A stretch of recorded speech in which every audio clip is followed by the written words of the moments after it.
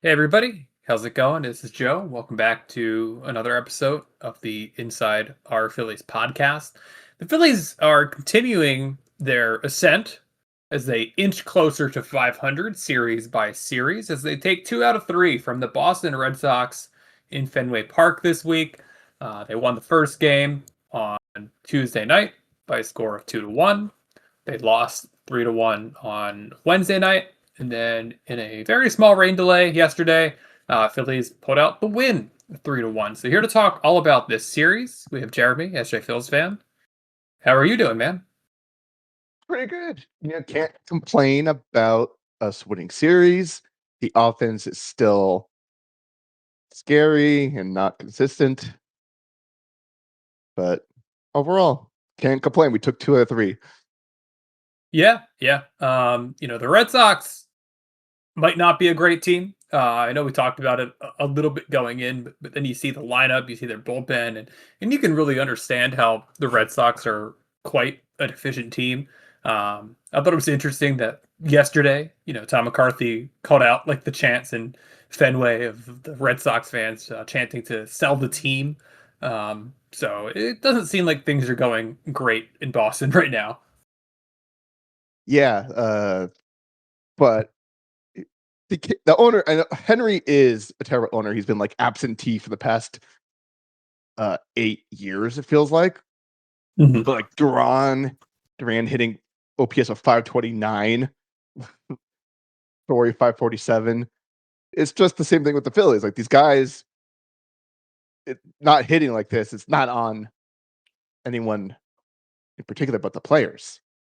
Yeah, yeah, absolutely. Um, I think the number one takeaway I have from this series is it was so fun to see Ranger Suarez again. Like, maybe we'll see him next year in Citizens Bank Park when the Red Sox come to Philadelphia if there is a baseball season next year. But it was just cool to reconnect for one night with Ranger Suarez, and he looked pretty good. But so did Luzardo last night. Yeah, Luzardo looked great until he didn't. Thankfully, they didn't score on him, but yeah, his control just left him again in the sixth. So Yeah, it seems to me like I know people have been talking a lot about how Luzardo is a guy with peaks and valleys and not all that much in the middle. Um, but I would probably push back against that. Like I feel for the most part there have been some common trends throughout much of Luzardo's starts this year: long innings, a lack of command, struggling with runners on. But overall, being able to work through it for the most part. And I feel like that description kind of explains a lot of Luzardo's starts so far. yeah, when he gets blown up, it's usually 1 inning. So it's not like he's imploding every inning. So it's just one really bad inning that they can't recover from, and it's not the only one that's having problem with it. Nola has that issue. Painter to an extent too. Yeah, Painter to an extent. The bullpen, they come in and they just can't throw strikes and they can't recover. So I don't like. Is that on Cotham, the pitcher, JT, for not being able to like call pitches correctly to correct them? Something is up with the control falling apart for these our pitchers, and I don't want to say it's just on the pitchers because it's insane how so many of our pitchers will just lose the ability to throw anything close to a strike. Yeah. No, I'm with you. I give like a little bit more leeway for the series in Boston just because it looked really cold up there. I had a friend that was up in Boston and he was telling me it was cold and windy and not great baseball weather at all. Um, and I understand that it's a lot harder to pitch in those conditions, but what do you make of that? Yeah, our team seems to be incapable of pitching and doing anything in cold weather, which is probably why we also suck in October when everything is cold. This is a warm weather team. Do you think the Phillies should move to the Clearwater Complex and just have the Threshers play up in Philadelphia for the season? Yeah, yeah, for the playoff games. Yeah, sure, we can do that. um, no, but on the real note, I hear what you're saying about the pitchers not having the greatest command. But overall, the pitching this series was good, right? Like they allowed a total of 5 runs across the 3 games in the series. Like I'll take that in any series. But one other thing that stands out to me about them was really the lack of strikeouts by the starting pitchers, right? Like Wheeler in 7 and a third innings had 4 strikeouts. Painter in 5 innings, he had 4 strikeouts. Luzardo in 6 innings, he had 4 strikeouts. So that's only 12 strikeouts for your starting pitchers across this series, which to me is weird because those are 3 pitchers that really should be striking out a lot of guys with the stuff they have. I know that Painter hasn't like gotten the swing and miss that would, coax that, but still. Yeah, but not Painter, Wheeler also had like 76 pitches when he was taken out, and honestly, he wasn't even being hit that hard. So they were just making contact with everything. So he could have got a complete game potentially because they were not. He had plenty of gas left. Wheeler or Painter? Wheeler. Wheeler had 87 when he got taken out. So it was getting up there, but still, that was like the 7th inning, right? He was the 8th. He could have probably gotten through that inning, I would imagine, though. Yeah. Yeah, so So Wheeler easily could have gone a whole game. yeah, Wheeler to me, it looks good, right? Like I think that this is better than what many Phillies fans expected. This is certainly better than what I expected from him. But at the same time, I do think that there's a little bit of a drop off in the stuff and the velocity compared to the way that he has been for years prior to this. I still think he is an effective major league pitcher. But I just think that the number one spot in this rotation at this point is pretty clearly Sanchez's, and you can slide in Wheeler behind that. I think they flip flopped. Yep. Yep. It could switch back if Wheeler, the season goes on, he builds back up that arm strength that didn't get to do over the offseason. Yeah, and it's okay that it flip flopped, right? Like Zach Wheeler is aging, Yeah. and Sanchez is what should be his prime, and I have no problem with Sanchez being the best pitcher on this team. It's just going to be a little bit different. That's all. Yeah, I agree. Um, the bullpen I thought was overall excellent this series, right? Monday or Tuesday, sorry, they went an inning and 2/3, only allowing 1 hit and no runs. It's a little bit shaky with the whole Banks and Kerkering of it all on Wednesday. And we can get into that, but I thought that Keller was great on both Wednesday and Thursday. And overall, I think the bullpen was something to point to as a plus in this series. Yeah. Banks, I don't know what you do. It's almost to the point where we just have to get rid of him. Yeah, I mean, at the very least, you have to like de-emphasize the spots in which he comes in, right? Like, under no circumstances should he have been the guy that came in to, you know, take off Painter in that kind of close game situation. I would much rather have Meza above Banks at this point and save Alvarado for later in the games, I guess. Well, okay, here's funny. What is Banks' FIP? What is Banks' FIP?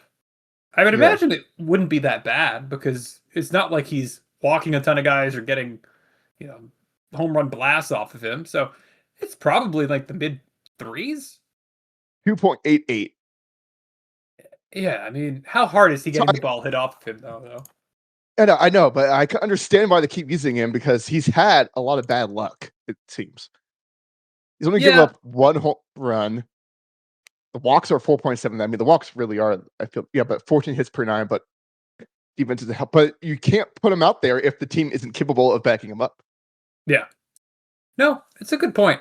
And ultimately, I think the walks are always going to kill a relief pitcher, right? Like moment Yeah. you give people a chance to be on base, oftentimes relief pitchers can't hold guys on like starting pitchers can.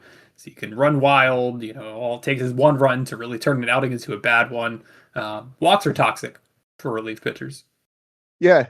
I've been like the long belief, long relief, that like ERA and all these like strikeouts per nine, strikeouts, walks, hits per really should be like some kind of per appearance type metric we rate relievers on, because I feel it's weird to do everything based off a starting pitcher does. Yeah. It's a completely different set of circumstances, right? Like with relief pitchers, however weird it is to say, I really don't even look at ERA all that much, because if you have like one terrible outing and you blow a game, it Yeah, really doesn't matter if you allow 2 runs or if you allow 5 runs. And if you have a really bad outing, that could, anchor your ERA high for quite a long time. definitely. Like just for fun memory, Brett Myers, in '07 was our closer, ERA of 4.33, but he started 3 games and his ERA roll, yeah, as a hit a 9.39 ERA in 3 starts, but then a 2.87 ERA going forward out of the bullpen. So they had that 4.33 was very misleading. Yeah. Kind of speaking of the bullpen, I know you mentioned a fun stat to me earlier. How far away is Joan Duran from passing Jonathan Papelbon? Yeah, so he's 100 away from tying. So 101. We can start the countdown, boys and Do you th- girls. do you think he's going to get there? If they don't trade him, yeah. I mean, how much team control does he have left? I think he has Well, only one more year. through next season. Yeah. So I think for him to get ahead of Papelbon, the Phillies would have to re-sign him. Yeah. Um, Unless which he's getting 50 this year and 50 this next year, which which is probably not going not. to happen. Yeah. And who Yeah, knows but what next if year's going to look if like. they extend him, I think he does it. Yeah. Yeah. I mean, that's going to come down to the position that the Phillies are in at the end of next season, right? Because if they're staying competitive, they're continuing to fight for playoff spots, there's no reason they can't bring Duran back. But I mean, I hope he passes Papelbon. I think Papelbon was a good pitcher for the Phillies. Obviously, it was an era of the Phillies where the last thing they needed was a lockdown closer, and he was not the greatest personality on top of it. But as a pitcher, Papelbon was like really good as a Philly, and people forget that. Yeah, his ERAs were never over 3. And Yeah. I mean, just looking back now, obviously, but he was making 11 million, 13 million. He wasn't the reason we were struggling. No, no, he was probably one of the very brightest spots on the team, right? Because like the hitting core was aging, still had some like good years out of like Cole back then, um, but he might have been the brightest spot of like the post 2011 Phillies, which is weird to say. When also, he only had the career saves for the Phillies, Papelbon is 123. He was only here for 3.5 years. So it won't take long to someone do it. We just need it's just hilarious. We've never had a consistent closer. Yeah, no, and that was the time in which there were not many save opportunities. Like the Phillies were not winning a ton of games, so there's not many opportunities for a closer to pick up a save. But nowadays, if the Phillies are a good team and they have a set closer in Duran, you can pretty easily rack up, upwards of 40 plus saves every single season. That's like, what your expectation should be if you look at, the way that many closers around the league have been for years and years now. Yeah, just Wagner, and then Wagner was the first really good closer they had in forever. And then he had Tom Gordon, who was good until he got hurt, and then Myers was great, and then Lidge was great for a year, and then Yeah. terrible, and then okay, and then Madsen was good, but left, he got injured. That was honestly a blessing we didn't sign him because he was out for a few years from injury. So, and just looking back at the history, the Phillies have just never had a long-term consistent closer. Pepper Bond just happened to be one that we've kept the longest. Yeah. I mean, you're spot on. How crazy is it that Aroldis Chapman is still as good as he is? Like his stuff was incredible, and the man is 38 years old.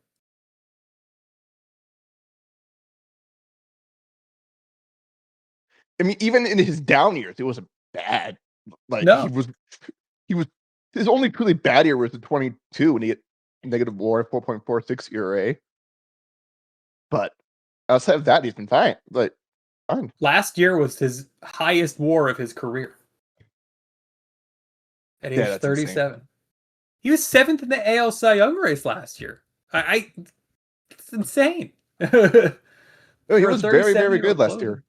Yeah, yeah. I mean, obviously the Red Sox weren't great, so He's maybe he's got the build. He's a big, tall lefty. So his velocity, as long as no shoulder injuries, he was gonna maintain it. do you remember back in like the early 2010s, like all of the hype around Of Chapman? course. Like it was for people that weren't into baseball, weren't alive even to witness that.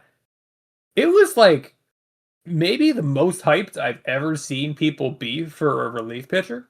Like you would just sit at your TV screen watching like the radar gun speed because he was like the first guy that Yeah. could throw well into the 100s regularly. Consistently. Yeah, It was he kind of started the trend. I don't know if he started either he was the starter of the trend or he was just the beginning of the studying of why everything I was getting there. But it just honestly pretty crazy is he has no career starts because he was supposed to be a starter. yeah. Hell, he's too good of a closer for him to move over. It's kind of like the Mason Miller problem. Like if you're so good at one thing, so valuable in that one spot, why would you move over, right? So Well, yeah, Pebblebump came up as a starter, but then he became closer and then liked it. So a lot of the time is most top relief, obviously, most relief pitchers is different nowadays because of how like arms strength and they want to make relievers so hard. So sometimes they just are relievers the whole career. But it used to be you were a reliever if you were a failed starter. So, yeah, uh, but it just funny. But you have the cases of like Neftali Feliz, who was a rookie of the year closer.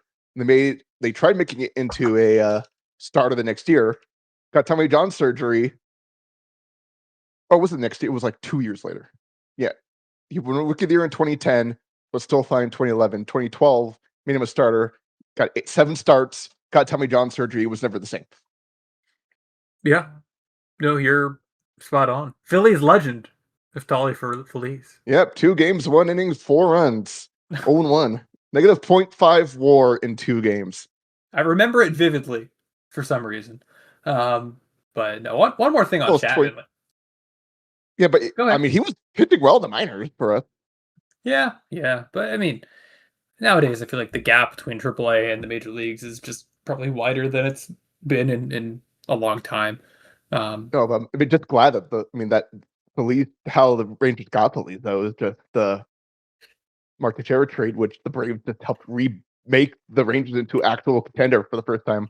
Really, yeah, yeah.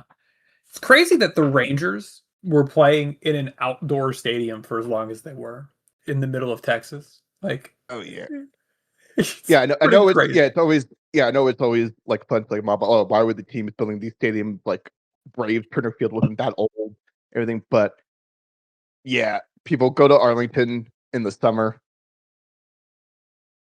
And tell Yeah, me if it's baseball weather.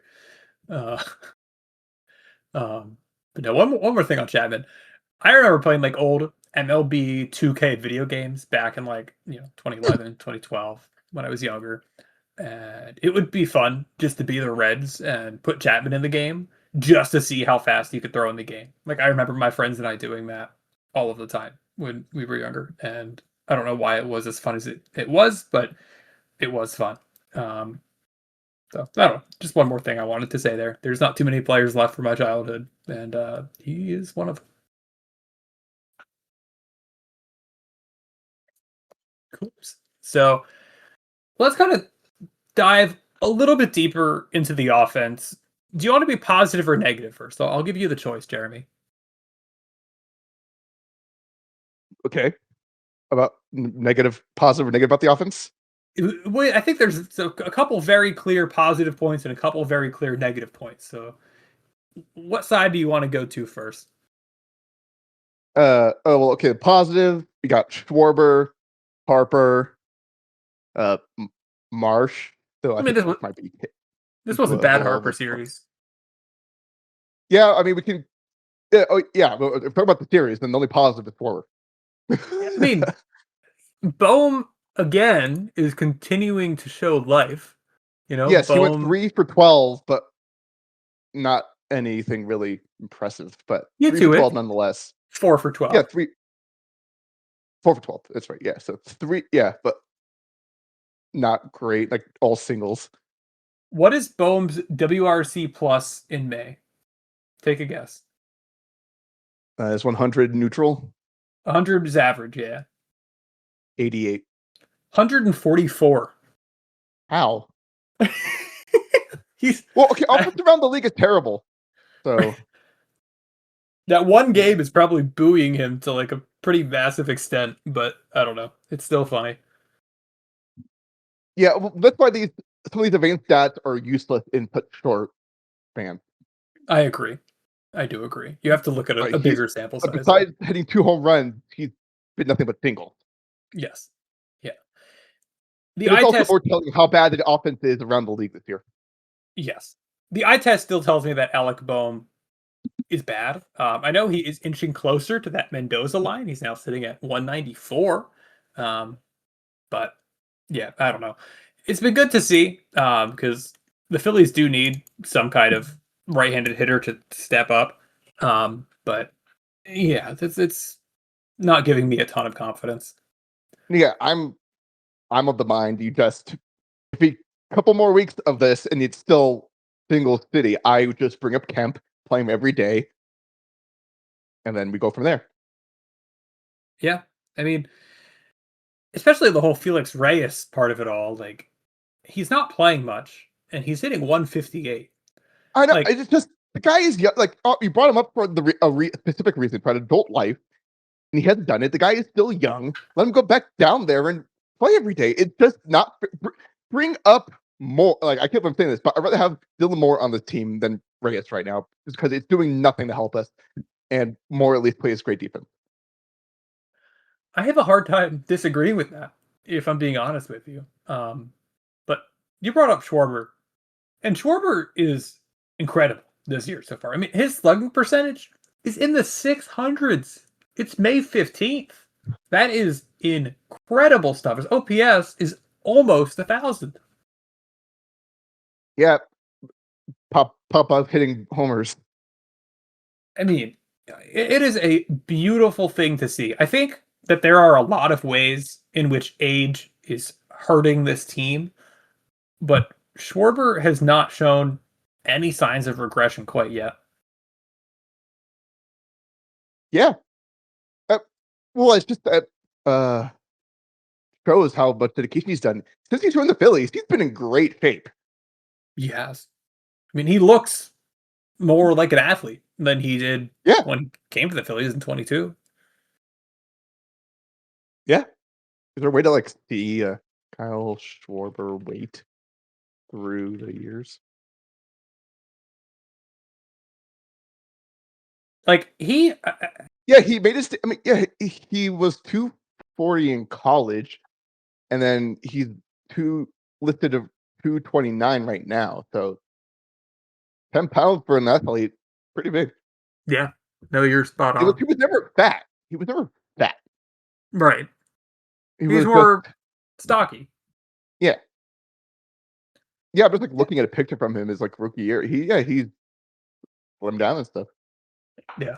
It's he's fun to watch, right? Like I still question like the way that they spent that money overall, but I can't be anything but very happy and grateful that he's here because he's probably been the most valuable hitter on the Phillies this year, and probably the most valuable player on the team aside from Chris Sanchez.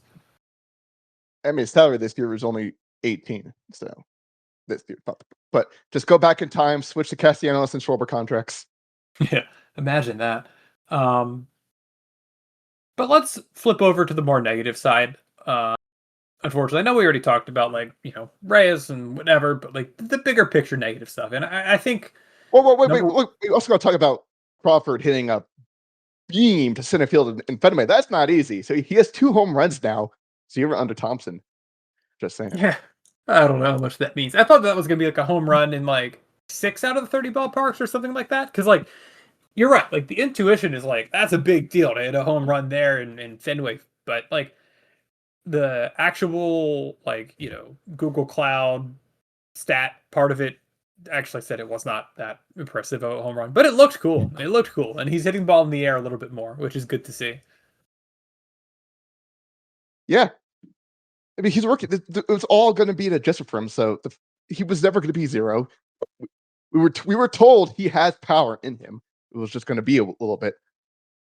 It was suggested he could be a 10 to 15 home run guy. So that's exactly what I've seen.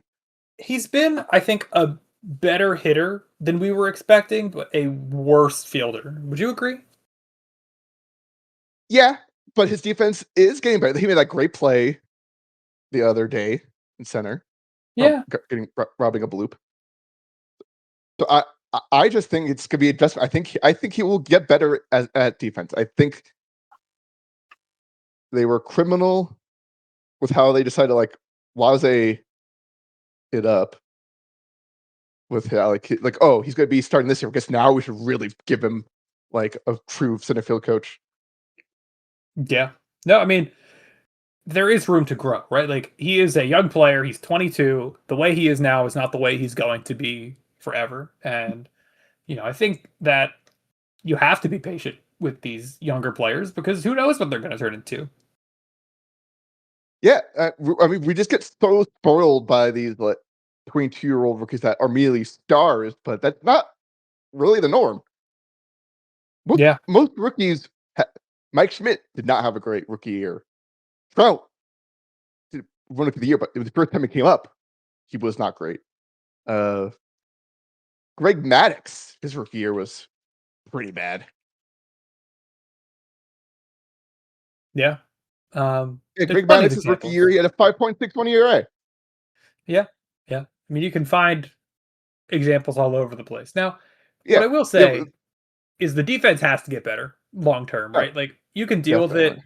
right now, and maybe the Yeah, offense continues to get better too. But like the defense, it's not really an optional thing for Crawford because I just can't see him as a left fielder or a right fielder. Um, and I don't know. well, I could if Marsh can tap into his power consistently, you could deal with Yeah, uh Crawford. I guess. Yeah. Um, Interesting things talking about center field. A few days ago, the Phillies signed Dylan Carlson, former, mostly known as being on the Cardinals. Became a third in Rookie of the Year in 2021, and then he kind of has been around the league a little bit in the last few years. He was signed to a minor league deal. To me, that seems just like a pretty clear center field depth piece.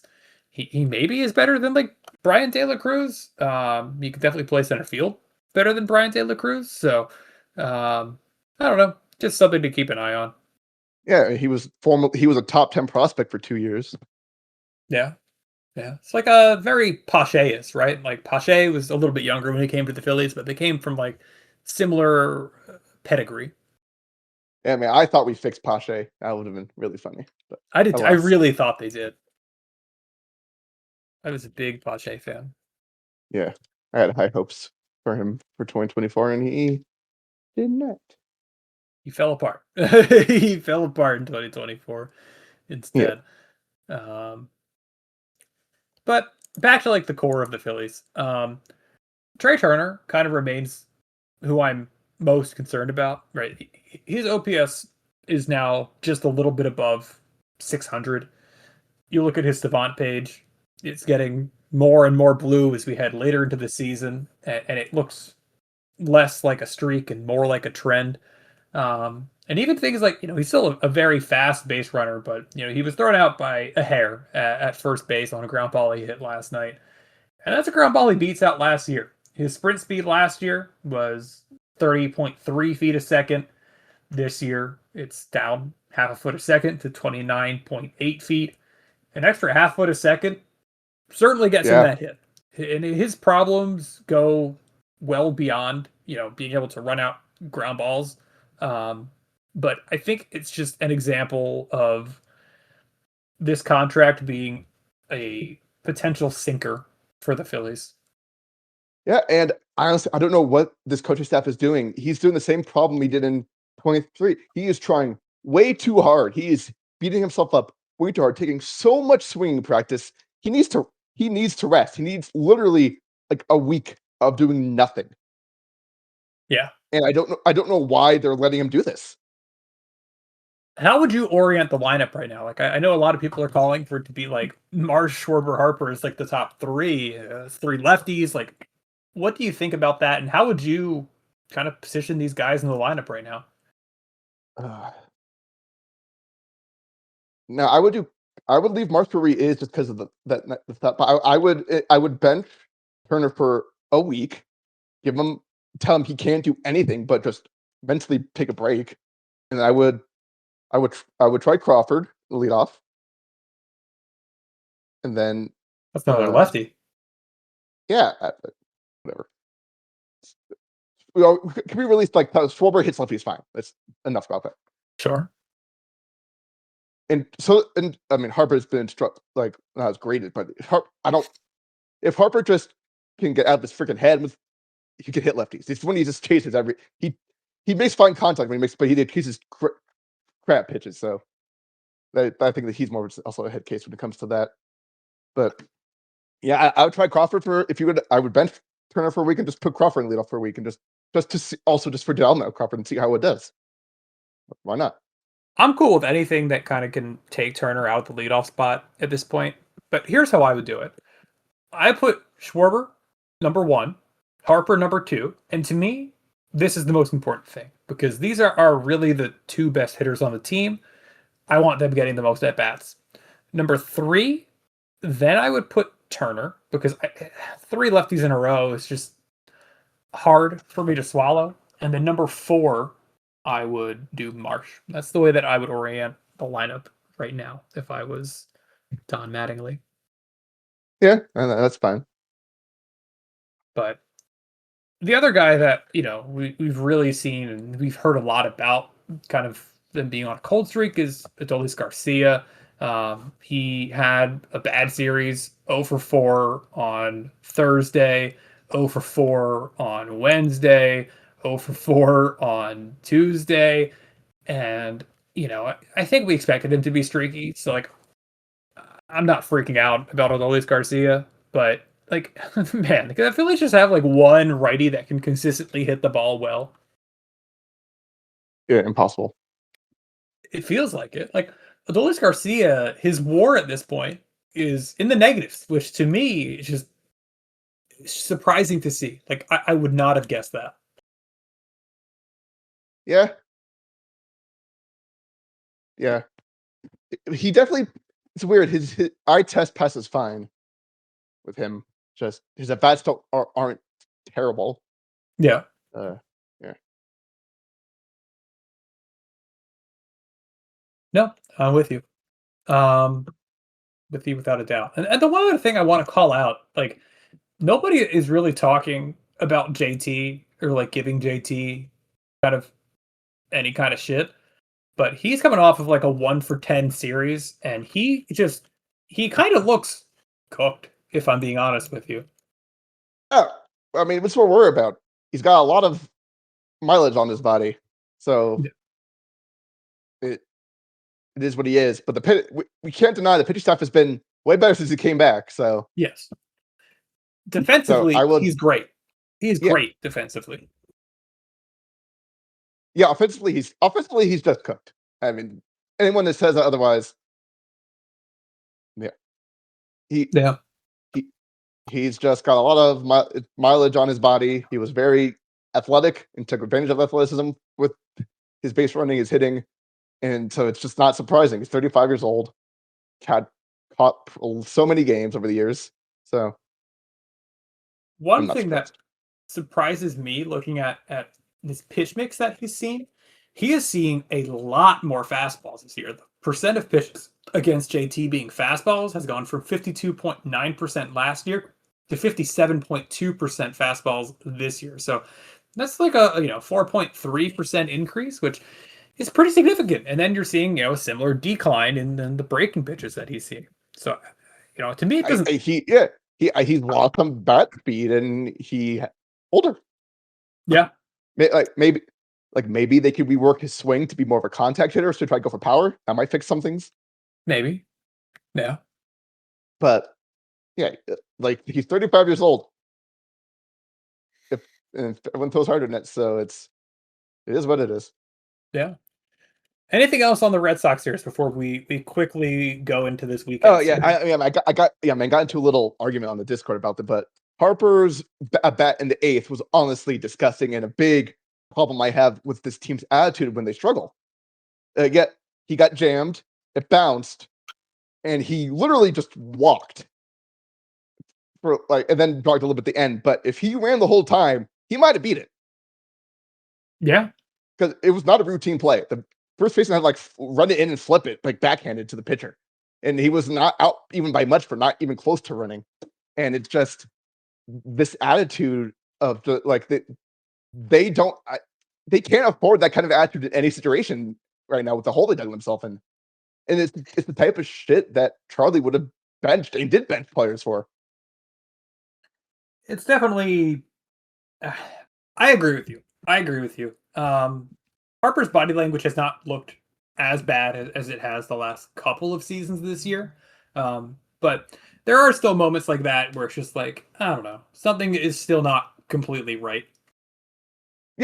Yeah. Like I'm not saying he had a sprint, but he literally just walked, and that's his reaction was, "Damn!" Oh, he was like, "Oh well." Right. It was bad. Like this wasn't like a simple he wasn't running hard. He was literally walking. Right. He's got to act like he cares at least a little bit in that spot. Yeah. Nope, that's totally fair. Um, Anything else on the Red Sox series before we go into the Pirates? I mean, called that we were going to get pretty much shut down by Ranger, and we did. And thankfully, they took him out 74 pitches. Yeah, yeah, it was fun to see him though. I liked it. Yeah. Cool. So going on to this Pirate series, kind of weird to say, right? But like, this is the toughest test the Phillies have had in like a very long time. Like, I think Yes. this is by far the hardest series that they've had since the Braves won towards the end of April. So it's going to be like an interesting measuring stick, which I can't believe I'm saying about the Pirates. But pitching matchups: Nola against Braxton Ashcraft, who's had a really quite good start to the season tonight. Chris Sanchez going against Bubba Chandler Saturday late afternoon game. And then Wheeler Skeens Sunday. And that is going to be a special matchup. That's going to be fun. Yeah. Robert, all games are free today on MLB TV, it looks like. So if anyone, and is it free tomorrow also? Yeah, it looks like this is like a free weekend for MLB TV for rivalry weekend. So anyone listening that maybe isn't able to watch the Phillies because they live in blacked out areas or don't pay for MLB TV or live far away, chance to watch. Do you have any kind of like ill feeling to the Pirates? Like, I know that we're not I going to play wish the we Mets. did, but we don't play them enough. Yeah, it's like I don't really care about these games any more than I care about a game against the Royals or something. Yeah, I mean, I hate the Blue Jays more than I hate the Pirates because that rivalry was that we played them more. It feels like. Yeah, yeah, no, that's a good point. But do you think the Blues are going to win the series? Like, I would love to see it. I think if they win 2 out of 3, I will be back on board. I'll say it. If they win this series. Yeah, no, I agree. We said this I think last time too. Yeah, the Pirate. This is the real litmus test. Can we beat a team that is actually competent? And Pirates are. Yeah. Now, do I wish that we somehow could make it so Painter goes against Skeen, so that because we don't score anyway for Painter? Like literally, I think the most we ever scored from is 4, and that was like once. Yeah. That It's was been probably his first I think start, I think, against the Nationals. the past I think I'm off the top of my head. I think the past 4 starts have been 1 run, 0, 0, 1, 1. Probably. Like I may be wrong there, but while he's been in, when I've scored more after he left, but we've scored like 1 to 0 runs while he's been actually in the game. But it's quite criminal to do to a rookie. Yeah. No, it's pretty unlucky. He's not getting DeGrom because he's not pitching to the DeGrom level, but the Yeah, run I guess support. that's another positive we talked about is how he did bounce back against Yes. the Red Sox. They took him out smartly after 4-5 just to be like give him a good start. Well, his pitch mix was completely different too. Or he threw significantly fewer fastballs, and Yes. he leaned more on the breaking stuff, which the stuff plus models grayed out at a whole standard deviation better at least than the fastballs. Can Yeah. that work Okay. long term? Yeah. If he can get his control on his off-season pitch, that makes the fastball better. So Yeah. yeah. So the last these are the results of the last games. We've lost 4-2, 5-3, uh, shut out 4-0, 12-1, 3-1. So literally we scored he's literally gotten 1 or nothing in 3 starts past 3. So even if he was pitching well, it didn't matter. Yeah. Yeah. It really, yeah. No, I'm They need of all pitchers, you need to score for your rookies and your ace. The middle guys don't really need to score. I mean, they're not like not. It's not like some intentional thing where they're not scoring I because know, Painter's. but like I want that. I need that fight because they come like back him up. Like, come on, get your guy. Yeah, it's an annoying trend, but like I don't really take anything serious from it. No, At no, no. least. I'm not. I don't think it's anything malicious. Right, right. Um, Even if they win 1 out of 3, I'm not going to freak out. Right, like the Pirates are a decent team. They're going against a couple pretty good pitchers. Yeah, Um, if well, if the second loss is because of Skeens, yeah, you can't be upset about losing to Skeens. right, exactly. But if we lose 2 out of 3 and beat Skeens, then it's just like, what the fuck are we doing? Yeah, it's just like it's just annoying. How about you're salvaging the game against Skeens, which is like, okay, I'll take it. That's very Phillies thing to do. Oh, it is. Now you've convinced me that that's going to be what happens. One thing I want to add Oh, about the Pirates. yeah. Last year, people might not remember this. I wanted to trade for Brian Reynolds, and I got some shit over it because people said that Brian Reynolds was cooked, whatever, blah, blah, blah. He was not bad last year, right? Like, he is a right-handed hitting outfielder that last year had an OPS plus right around league average, and it was worth about 1.5 WAR. And now this year, his OPS plus is 120, and he's on pace for like a 3 WAR season.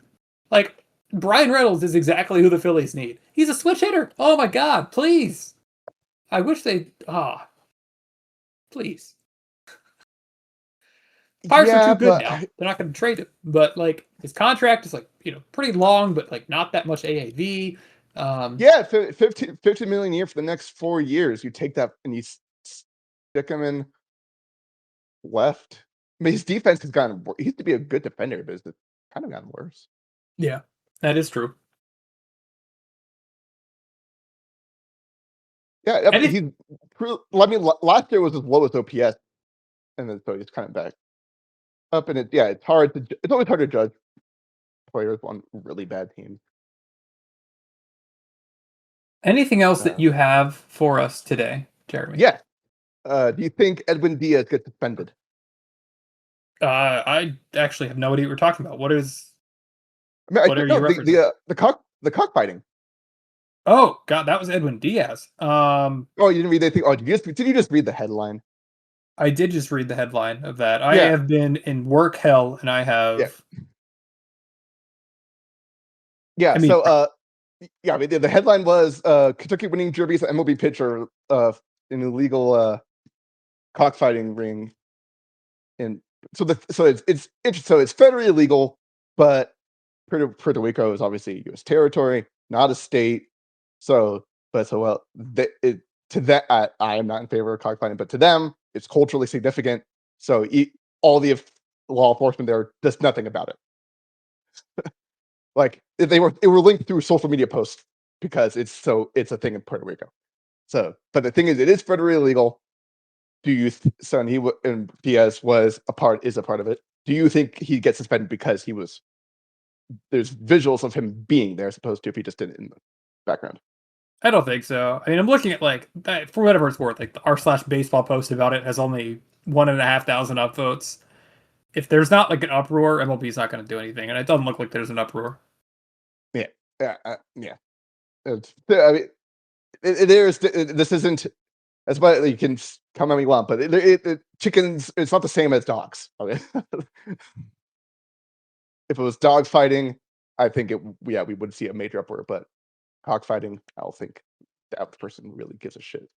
Even though it's essentially the same thing. Like They don't morally, know. But say yeah, but yeah, but I agree.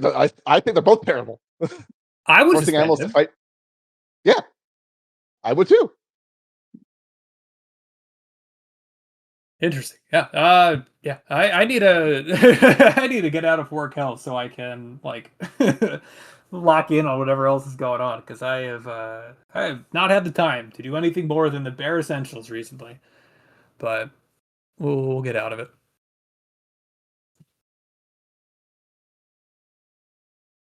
Cool. Yeah, that's pretty much it. Cool. Well, thank you for joining, Jeremy. Thank you everybody for listening. And with that being said, we'll talk to you after this series. Bye.